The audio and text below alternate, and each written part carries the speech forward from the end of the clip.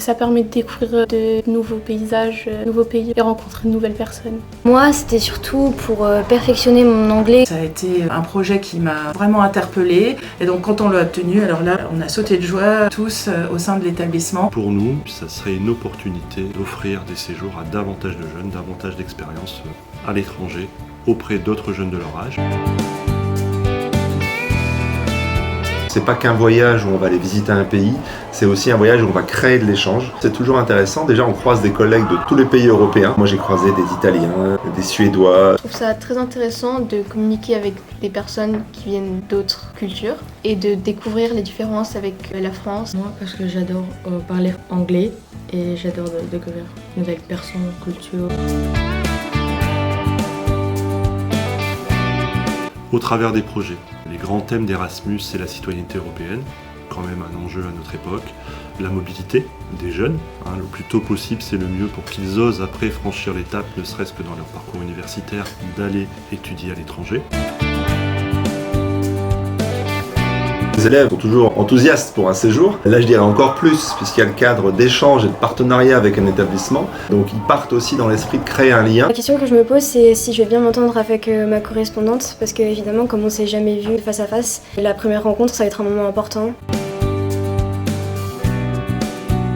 Le fait de découvrir les cours qu'ils ont là-bas en Suède, du coup comme c'est très différent des nôtres, de voir un peu comment sont agencés leur emploi du temps, s'ils travaillent plus que nous. Ça va être ma première fois en famille d'accueil. Ça va être intéressant d'avoir cette expérience.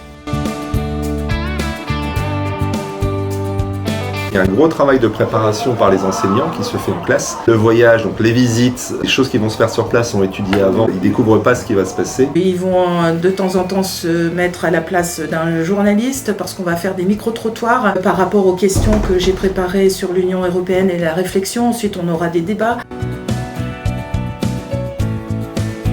La première destination proposée aux élèves du collège est un séjour en Suède. On avait déjà un séjour qui était organisé par le passé en Suède, qu'on réactive sous une autre forme dans le cadre d'Erasmus. Donc faciliter ce premier contact quand il y a déjà des relations entre adultes, c'est plus simple après d'accueillir sereinement des élèves. J'aime la destination Suède parce que j'aime les vidéos avec Suède en TikTok ou Instagram. Je suis contente d'aller en Suède parce que j'y suis jamais allée et même si je l'avais pas fait avec le collège, ça m'aurait intéressé de le faire toute seule. On sait que les Suédois ont toujours été en avance sur nous par rapport à l'apprentissage des langues. La plupart d'entre eux sont bilingues. On a eu la chance d'avoir de l'aide de la DDEC qui nous a mis en relation avec d'autres chefs d'établissement qui ont déjà obtenu cette accréditation.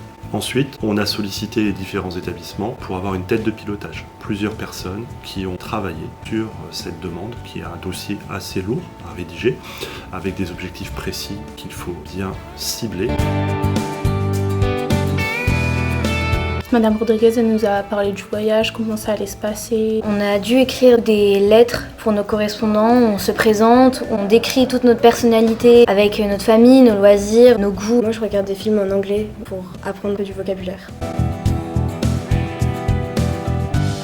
Les élèves sont impatients de partir, comme toujours. Pas stressés, mais ils s'attendent à voir un petit peu et à réaliser ce qui a été préparé en amont. J'ai hâte, je pense que ça va être une très bonne expérience. Je suis pressée d'arriver là-bas et de faire ce voyage.